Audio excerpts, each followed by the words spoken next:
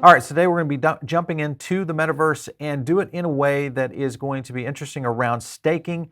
Whether you're looking at metaverse projects or maybe into the play to earn gaming, play and earn gaming aspect, that's what we're going to be diving into today, and it's going to be a fun one. My name is Paul Barron. Welcome back to Metaverse Insider. As I said, this is kind of breaking down staking and how its role is being played out within the metaverse applications and also the projects that are out there developing within the gaming ecosystem. And of course, the way to do that, I think, is first to take a look at Illuvium. So joining me today is Kieran Warwick, who is one of the founders over at Illuvium. Great to have you back. Thanks for having me, Paul. It's really good to be here. Can't wait to jump into it. Excellent. Last time we had you on, it was a good, I think it was a good interview in the sense that I learned a lot about Illuvium in general and just how much you guys are doing in terms of the development of the game. So that made me feel really good because I'm obviously an investor in Illuvium, full disclosure. But let's get into the staking, the staking side of things, because I think this is something that a lot of people were really looking toward. Of course, there was a little pent-up demand around staking and what that means to it. First of all, let's get kind of a current situation of Illuvium. Where are you guys right now in terms of your development on the game itself? Yeah, so it's really exciting for us at the moment. We have, as a lot of people know, a lot of things that are sitting in the pipeline waiting to be delivered. We unfortunately, at the start of the year, had a pretty rough start in that we had first a Discord exploit, and then we had a smart contract exploit. And so that put us back probably 2 months, I would say, in our Mhm. timeline. We were fortunate enough to jump onto that really, really quickly and minimize the amount of funds that were lost. So it wasn't necessarily that, it was more that we had to upgrade our staking contracts to V2, which again, we were actually already in the process of doing that because we knew that our V1 staking contracts needed a lot of work. There was a ton of optimizations that we could do to do with the amount of gas that it was costing people to transact on the platform, and so that was improved, but that was released 2 weeks ago now, and I think emissions have been live for coming up on just a week now, Yeah. and so everyone's really really happy about staking V2 being live again. I think it was one of the things that made us stand out in a lot of gaming projects out there. We Right. even released our staking before Axie did, and obviously they were, you know, they've already got a game out and they've been here for quite some time. So apart from the staking, we've got the private beta, which again, Mhm. that's like we're talking a week away now. We're really really trying to get that delivered like ASAP, and then from there we also have the land sale, and eventually after that, Illuvitars. So it's a lot happening. Yeah, we definitely want to dive into, kind of what the timeline roadmap looks like, et cetera. And first of all, commend you guys on the way that you did address, some of the challenge early on with Illuvium this year. I think that was commendable of how you guys approach it. So kudos to you and your team. When you look at staking, first of all, can you give me kind of an overview for our viewers and our listeners about what Illuvium is trying to do with especially staking and then the V2 aspect? Obviously, we understand the enhancement in the Mhm. in the staking contracts, but give me an overview of how The staking UI is and going to yep. work. Yeah, of how it's going to work. Sure. So there's two reasons that you would stake in the protocol. And the way that we've designed it is, unless if you're a holder of ILV, there should Mhm. be absolutely no reason that you don't stake in the protocol. And the reason is, in the early days, going back now, I think nearly 9 or 10 months when Yeah.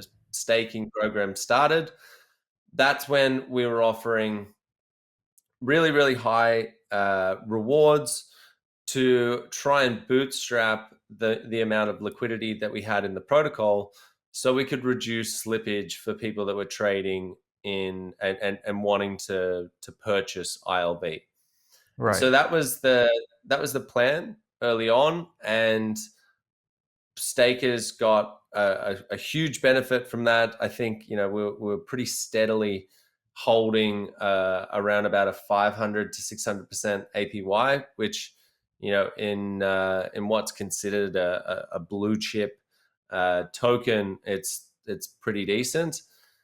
Then the second reason that you'd stake, which I think is the most exciting, is the way we've set it up is every bit of revenue that is generated across the ecosystem in Illuvium goes into the vault, and then that vault will every now and again it will purchase ILV off the market. And so we might have $5 million, $10 million for that week in revenue.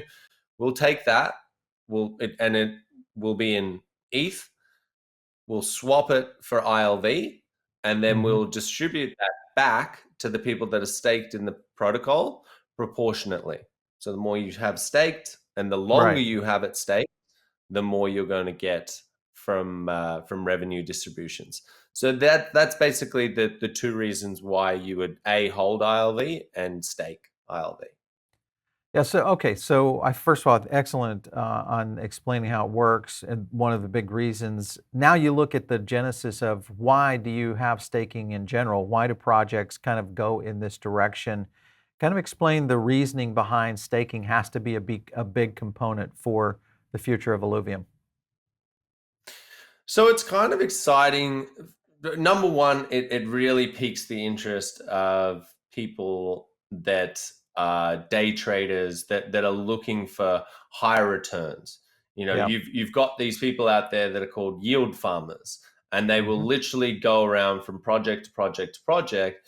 And what they're looking to do is capture those yields, but capture the yield of projects that they believe have the longevity that by the time it unlocks, because in our system, we make people vest for every token vests for 12 months when you claim them.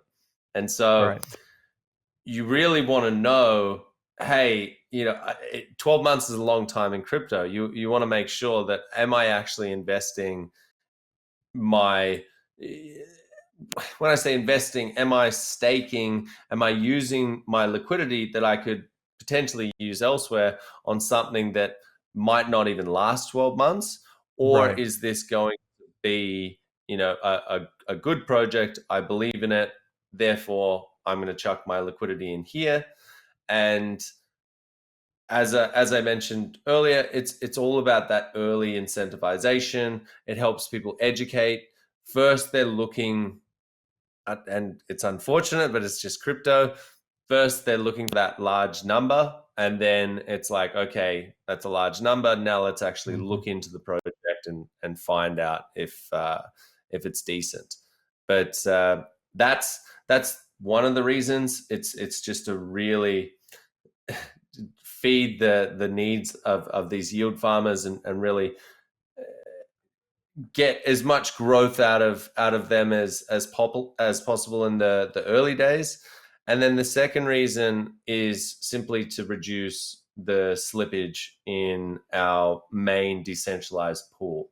We don't Yeah. want one of the worst things that can happen when you're entering in a project that you think is got it stacks up really well, great team, awesome community, but they just don't put enough liquidity into their staking pool. Hmm.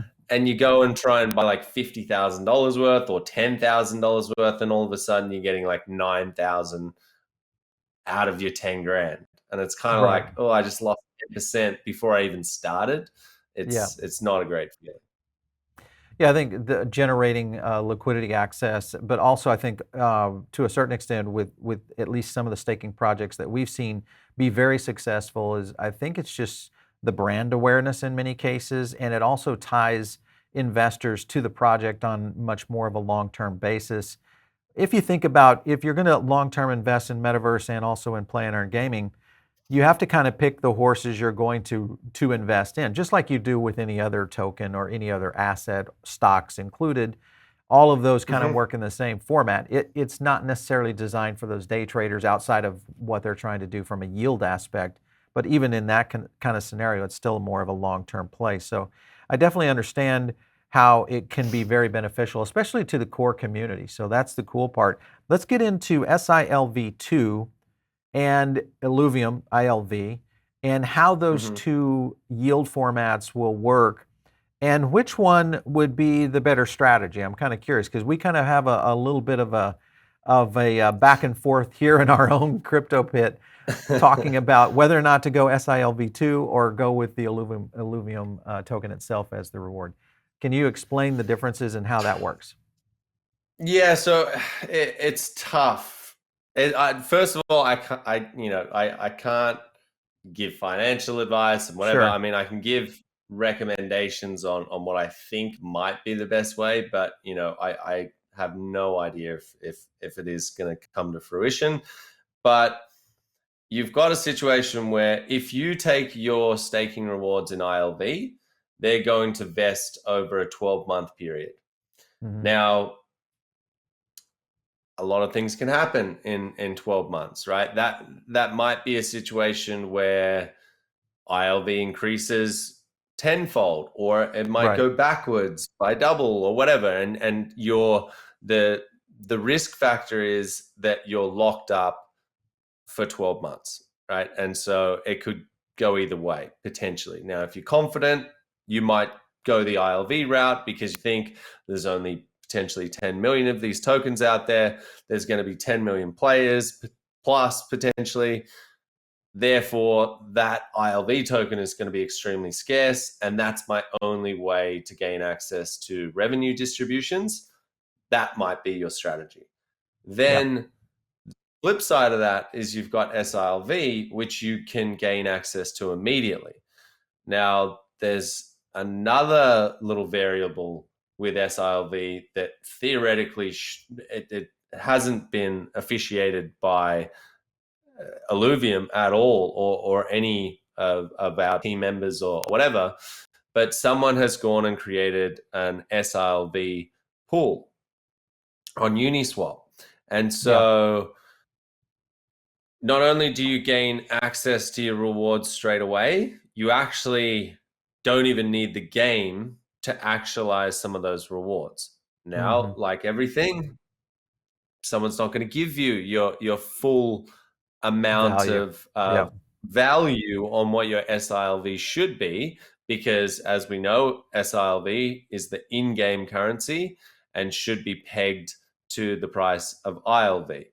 Now, because this is an unofficial pool, people can, the price is just true price discovery has already happened, and it's sitting at $220 or something like that. Hmm. Hmm. So you've got this situation where you're going to get a third of the rewards, but you're going to get them immediately, or you can do what I think is probably going to be the smartest thing to do, and that's take a combination of both to hedge your bets, Hmm. and don't sell the SILV2, even though I've actually sold some SILV2 before, and that's because I need the liquidity because I went all in on ILV. But I know I have this feeling that when the land sale is approaching and we're 4 or 5 days out, I yeah, I don't think it's going to sit at two. Like it just doesn't make sense, right? Then people would hedge their bets and start buying Sure. heaps of land, and then they'll try and flip that. Like there's always another strategy there. It's just the fact that again, 4 weeks or 3 weeks or whatever, until the land sale is a long time, and so therefore people are not willing to give you that full value yet. Yeah, and So I I don't think, know. Take yeah. r- completely understand. And the secondary markets, we see those in across the board, and it's kind of unique in the aspect around Illuvium.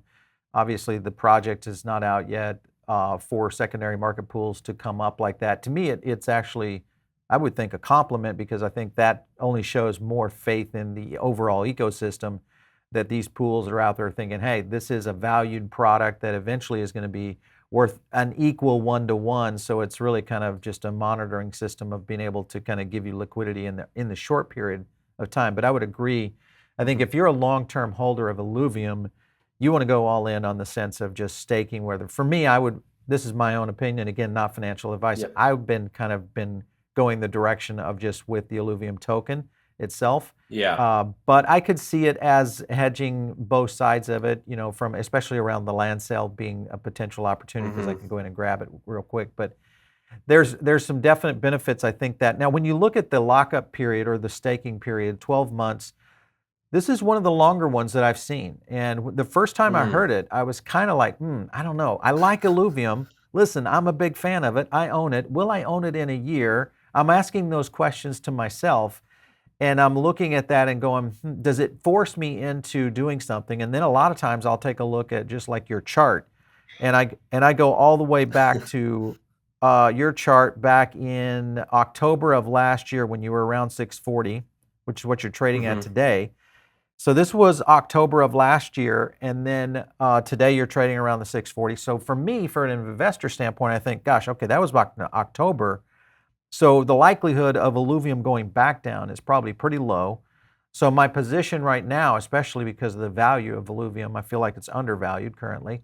This might be a Hmm. really good deal for me, in essence of staking my Illuvium because my value is going up. I'm also compounding that with the yields. So it's almost Well, winning on both ends of the plate. So I that like it. yeah, yeah. That's the thing, right? And I'm in the same boat. People always say like, well, you don't have to deal with like you don't have to make that call because you've just got your team tokens. No, I took Yeah. like 98% of my portfolio because I was like, well, I know that I can, I can have influence on this, right? Like this is Yeah.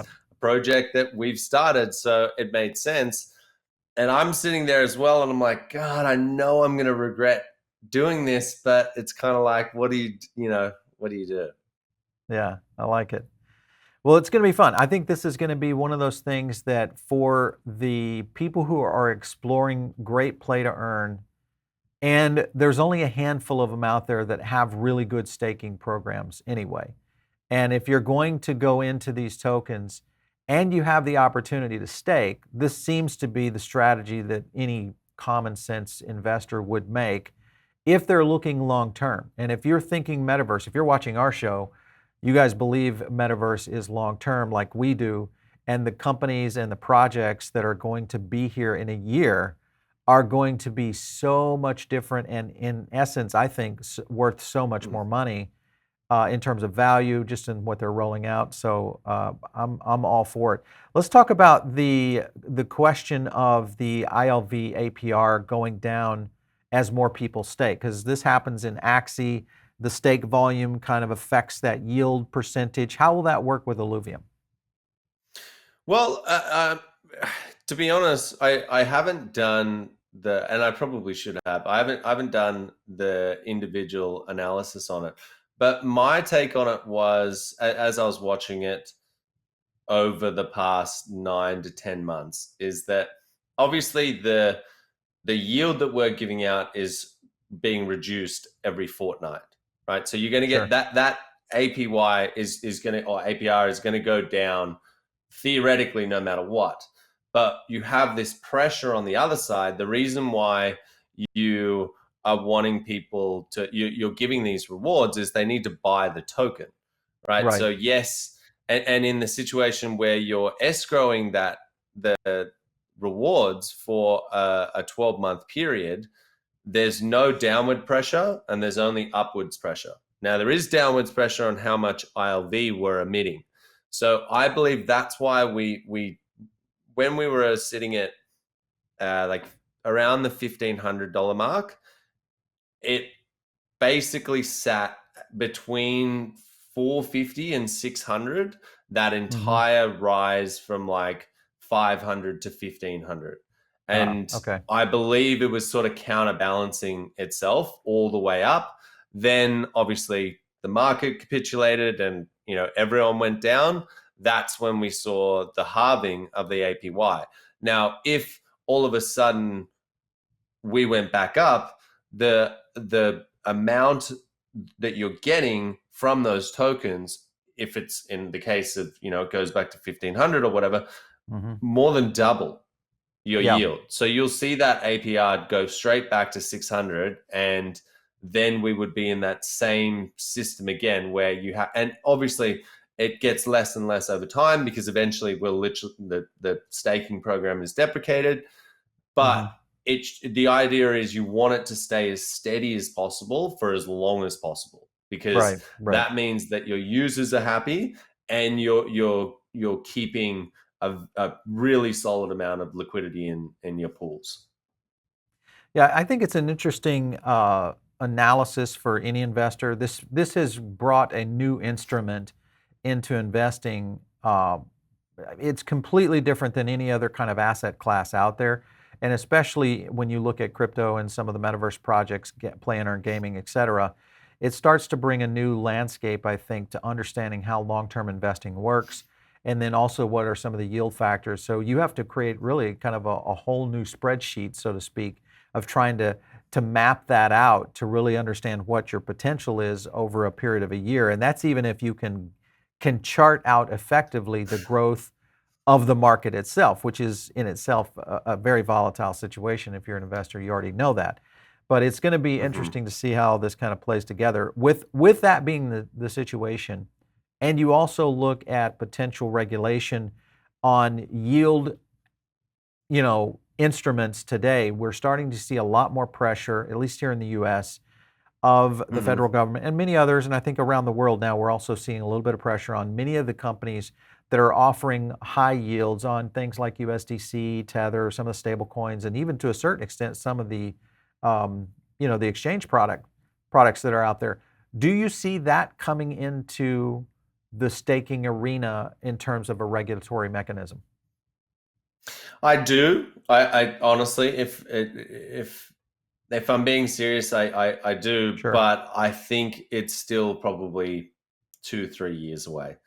I Yeah. think the first thing that they need to do is define legally what a DAO is, and obviously there are some jurisdictions out there that are taking a front step on this and really trying to carve out the law and help us navigate through this. But right now, it's a gray zone. They can't. Yeah. We have a legal team that is super proactive with the Australian government, talking to them all the time. Great relationship with the treasurer, and they always come back and say We it's don't know. actually to a point. Yeah, it's almost like if we tell you anything, it's Hmm. potentially going to be wrong in 2 or 3 years. So all we can say is, hey, we think you should do this, but it might not be the right thing. Right. So it's almost always going back to, well, if you want us to put up some sort of message that says, this is a financial product, if we need a company, like, tell us, but you can't tell us. So what do we do? So I think it will come in eventually, but right now we're, I guess, lucky in that we get to design these things pretty free of any, sort of Yeah. red tape. Yeah, this has happened in technology time in and time out. I mean, whether it's been the internet, the use of mobile, then of course social media, all of the real innovation in tech over the years. Even if you go in and look at some of the other industries, go into biotech, go into a variety of different breaking industries. It just so happens this has been the first time it's been in the financial markets because the financial markets have been so staid and kind of stoic for so many decades. That Yes. kind of just our system was never really built to be able to see that kind of innovation, especially at the pace in which we're seeing innovation right now. So lots of, I think you're exactly right. It's kind of like, flying the plane and building it at the same time. So It lots certainly happening. feels like that. Yeah, for sure. All right, let's talk. Any plans for, let's say I go the SILV2 route. Any plans for down the road? Could you see a vision where there might be an opportunity for me to exchange that to, say, a stable coins like a USDC or something of that nature outside the game? Well, there's also a finite amount of SILV that Hmm. can be in circulation, right? There's because we have 3 million rewards that are set to be distributed through staking. If Right. everyone claimed their rewards in SRV, there would only ever be a maximum of 3 million. So at a Gotcha. certain point, it is just going to be ETH that is used. And at that point, we're already in discussions about talking about, you know, fiat on ramps Yep. and stable coins and stuff like that. So definitely in the future, but I think probably not until a large portion of the SRV has been used up in the system. Yeah. Gas fees every time you claim SILV2 right now, when would you expect that we would see no gas fees for that? It's a tough one. Again, I really don't have an exact timeline. It's something that we are very serious about. Would We want Polygon's to insertion be a component? mutable. We would IMX, okay. almost definitely do it on IMX. The other platform that we are potentially considering for this is Optimism. Oh, So okay. yeah, there's a couple of conversations that are active right now, and it's something where Aaron hates people paying gas fees. Gas I've fees, sure. spent maybe 200K, 250K in the last 2 years on gas fees. I'm kind of like, yeah, it's part of the deal, Yeah, He's like, no, that's just wasted money, blah blah blah. And so he's on a mission right now to make our staking program as cheap as possible. So I would just say, if you're keen for that, just the future will be bright. yeah, good. I like that. That's good news right there. If anything, you just dropped a bomb right there, and that is that there's some real serious attention towards this. Because I think as you look at development in these projects, being able to address that just openly and upfront is a very key thing in moving these projects forward. And I think it also gives the community a real understanding, kind of the vision, because a lot of times people Mm. they don't really understand that vision and how it does connect. You can kind of see it with most of the moves and roadmaps, but for someone to say it, it means a lot, I think, in moving hmm forward. ApeCoin Flash Pool coming. Why would you do that? So it's actually not coming Okay, anymore. okay. Now, That one's over. now, okay. So what flash pools are? They're basically a marketing instrument to say to other protocols out there, other tokens, come and bring your tokens to our Right. platform, Yep. stake them, and we'll give you a small portion of the rewards during that flash pool. Right. So Okay. it gets taken out of the yields of the other two pools, and we start distributing some tokens. Now we're doing some analysis on it, but there's the potential if from what we've seen, it seems to be, and I think there was a lot of issues with V1 where people would stake a small amount of link tokens, for example, Right. Right. and the gas fees would be so unoptimized that they would literally be paying more in gas fees than the ILV token value that they got out from staking. Now, it's a terrible experience. What they were supposed to do is be, a partnership where we go to ApeCoin and we say, hey, we've got a community of, 220,000 people and 1.5 million who have registered. We're going to do a massive campaign and say, hey, anyone who's holding ApeCoin, if you have it, you can now stake it in our protocol and you'll earn yourself Mm, some ILV. yep. Now, that is supposed to have that cross pollination of, oh, I didn't know what ApeCoin is, I'm going to research it. Vice versa, if we were able to get in contact with the Ape team and we weren't successful in that, and so from our side, without getting that official announcement of their community coming to ours, because that's the exposure is exactly why you would implement the pool in the first place, then it doesn't seem like it's going to be worth it. So the community actually Yeah. decided no Interesting. on that Yeah. one. Yeah. Do you see that as a potential down the road with other tokens, though? I was the one. It's a tough one, right? I was the one who came up with that, and so I'm kind of like holding on to it. But at a certain point, you just got to go.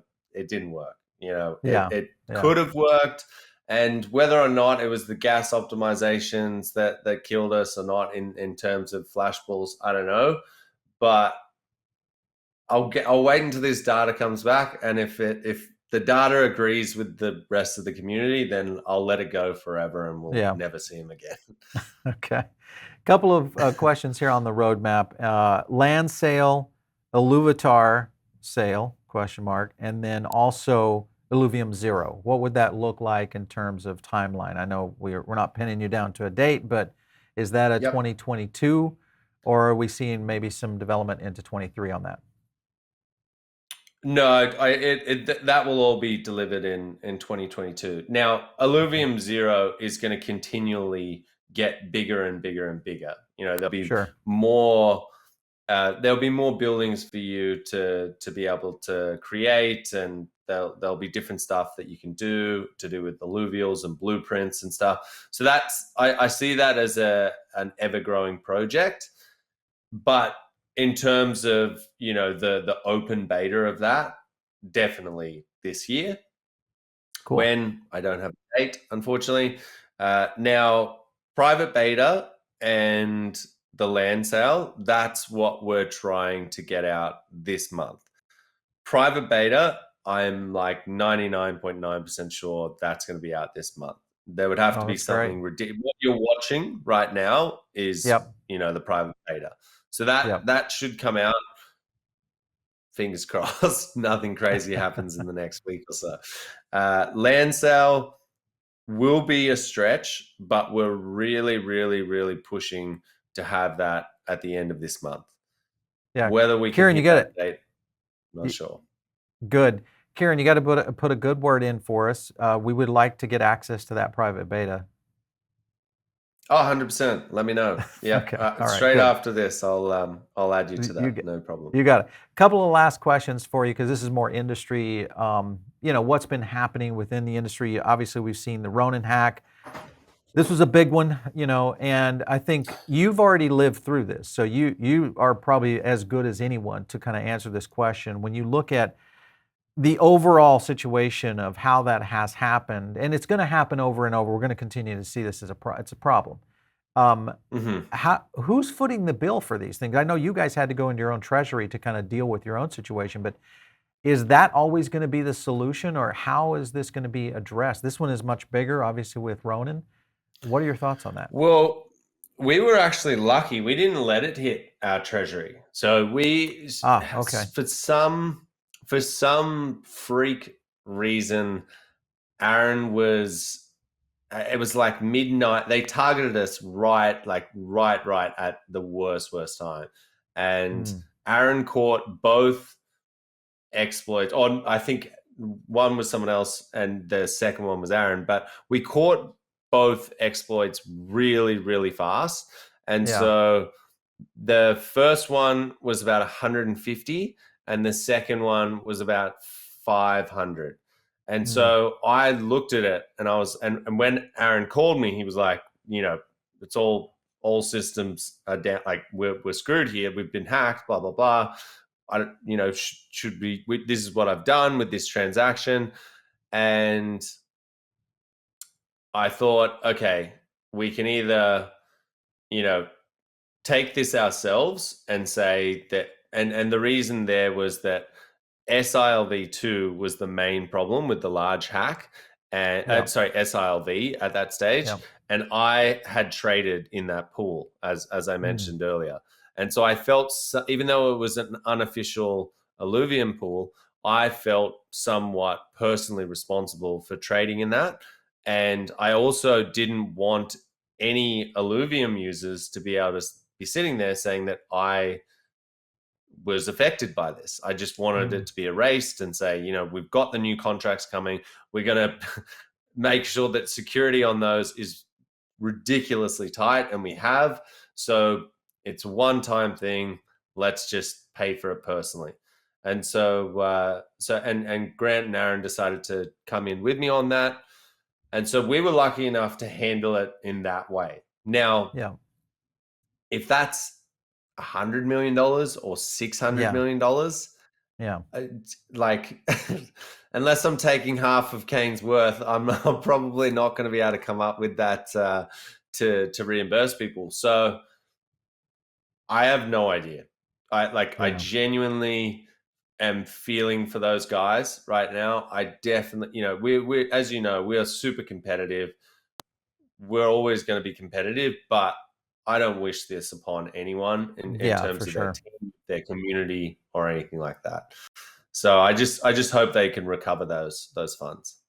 Yeah, I think that's going to be the biggest opportunity is to try to get in. Some have been somewhat successful in recovering funds, and I think a lot of the chain forensics are starting to get more advanced and more advanced. Do you see that being able to be a function in the future that we could see a lot more innovation around blockchain forensics that could help kind of trace these things down? Because right now in the traditional fiat systems or in, if you look at other traditional asset classes, that fund gets hit like that, it's gone forever. Mm-hmm. But we've actually Yeah. seen some recovery elements take place in some of these. Do you feel like when you think about dealing with this in the future, obviously secure mechanisms and kind of putting up the front on Mm-hmm. your own is the first thing to do. But advancements in tech around the forensic side, do you think that's going to be a potential of helping to thwart these issues? Yes and no. There's only so much you can do, and Yeah. unfortunately, the criminals, which I think has happened in the accident. The first thing that everyone said is, "Oh my God, he's got 3 accounts on exchanges." And to be honest, I haven't seen any updates, so I'm not sure if this person actually was dumb enough to take $600 million from a Onto an verified exchange. real Binance account or Yeah. Qcoin or whoever it was, or FTX or whatever. But I'm fairly certain that they would have gone onto the dark web, bought a whole bunch of identities, used them, Yeah. set it up. Like stealing $600 million, you'd need to be somewhat sophisticated. The way that they took it out, I don't agree with. I think that was a little bit insane and kind of outlandish. But Yeah. as soon as you start going down this route of more KYC, you're losing the very thing that is making Web3 attractive. Yeah. So it's a For sure. dangerous trade-off. I don't have the answer. I really, it's not going to be the answer you want to hear, but we just need to build better systems because Yeah. we can't change decentralization. I don't think so Yeah. anyway. Yeah. Last question, and that is Ethereum 2.0 affecting Illuvium, how that's going to look like as we start to see ETH2 really accelerate here. It looks like it's going to happen in a fairly near and reachable future. How will that affect Illuvium?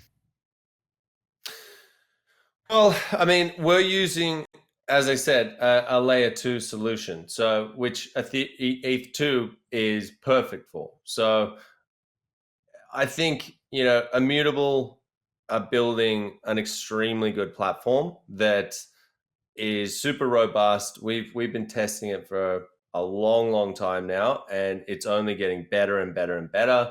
Transaction times are getting faster.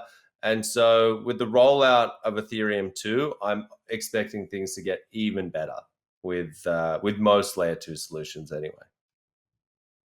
Yeah. Hey, Kieran, last year when we really started diving into metaverse coverage, one of the things that we were looking at from a strategy standpoint was the emergence of traditional gaming studios making it into blockchain. Now, some of them have started the process, but over the last 6 months, we've started to see, at least in the last three, we've started to see an accelerated involvement of traditional gaming studios seemingly making the leap to Web3.